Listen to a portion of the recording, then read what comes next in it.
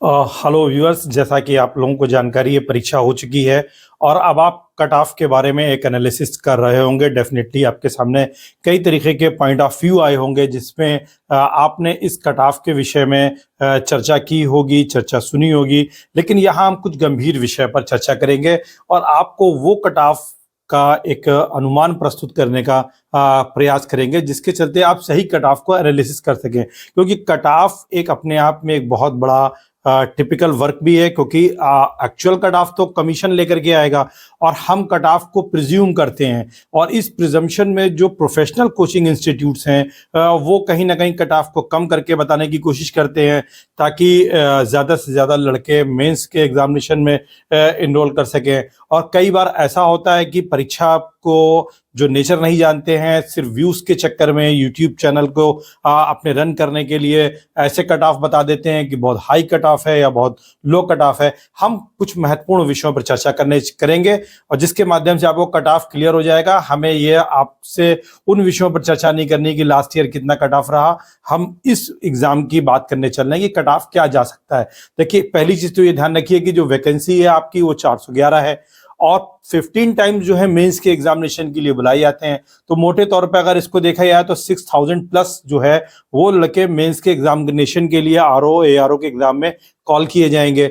अब इन 6000 में ये मान के चलिए जो लोग मुख्य परीक्षा दे रहे हैं, क्योंकि ये जो मेरा वीडियो है वो मुख्य परीक्षा देने वाले अभ्यर्थियों के लिए है, क्योंकि कई बार जो नए अभ्यर्थी होते हैं वो सही तरीके से चीज़ों को लेने में कहीं ना कहीं जल्दबाजी में नहीं ले पाते हैं। हमारा अगर आप में से जो लोग मुख्य परीक्षा दिए हुए हैं, आप परीक्षा भवन में जब जाते हैं, मुख्य परीक्षा देने जाते हैं, तो आपको कई सारे प्रतियोगी वही मिलते हैं जिन्होंने आपके साथ लास्ट टाइम भी आरओ की मुख्य परीक्षा दी है। जो लोग पीसीएस की मुख्य परीक्षा लिख रहे हैं वही लोग देखते हैं कि सेंटर पे बहुत बड़ी तादाद में उन लड़कों की होती है जो पिछले वर्ष के पीसीएस की मुख्य परीक्षा में आपके साथ शामिल हुए थे। तो अगर आप 6000 में देखें तो मोटे तौर से 4000 प्लस लड़के आपको ऐसे मिल जाएंगे जिन्होंने लास्ट टाइम जो है आरओ की मुख्य परीक्षा लिखी है, और लगभग 2000 आप मान सकते हैं मोटे तौर पर कि नए लड़के भी इसमें शामिल होंगे। अब ये 411 में फॉर्म बढ़े हैं, लगभग 11 लाख के आसपास, 10,70,000 फॉर्म आए थे, वैकेंसी 411 है।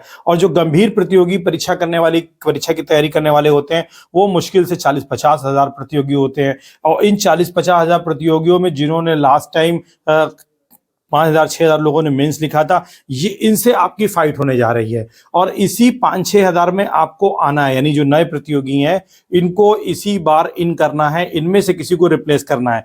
और ये जो प्रतियोगी मुख्य परीक्षा दिए हुए हैं इन्हें सही जानकारी है कि क्या कट ऑफ रहने जा रहा है। तो पहली चीज तो ये ध्यान रखिए कि अगर हम पेपर की बात करें, हिंदी के पेपर की बात करें और जीएस के पेपर की बात करें, तो जीएस का पेपर अगर आप देखेंगे तो जीएस का पेपर डेफिनेटली मॉडरेट है और मॉडरेट टू टफ भी आप कह सकते हैं। लेकिन अगर आप उसको थोड़ा सा माइन्यूटली देखेंगे तो बहुत सारे प्रश्न पूर्व की परीक्षाओं में जो आए हैं उन्हीं को रिपीट कर दिया गया है।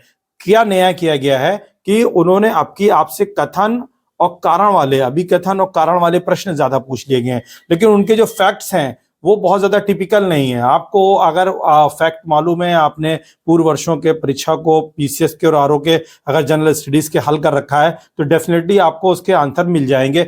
बहुत सारे प्रश्न सीधे सीधे रिपीट हो गए हैं, तो एक ये ड्रॉबैक भी है। करंट अफेयर्स उतना नहीं आया है जितना एक्सपेक्टेड था।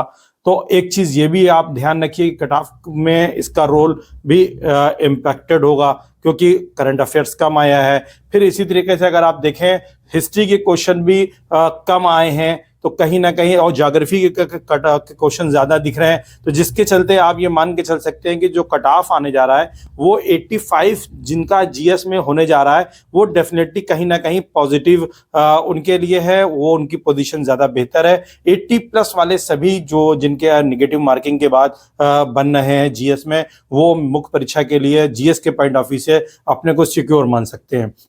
लेकिन अगर हम हिंदी के पेपर की बात करें तो हिंदी का पेपर बहुत सरल है।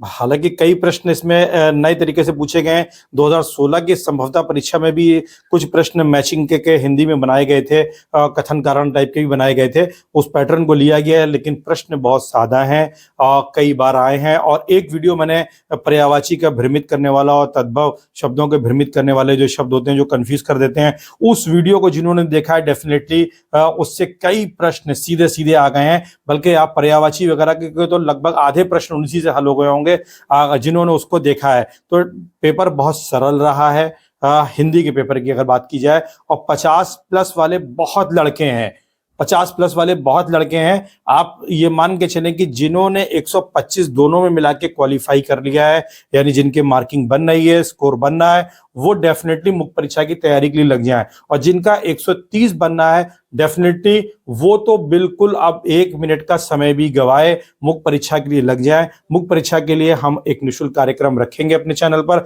जिसमें सिर्फ हम वो चीजें आपके सामने लेकर के आएंगे जो कि परीक्षा में आती है, जहां पे परीक्षा भवन में कंफ्यूजन होता है।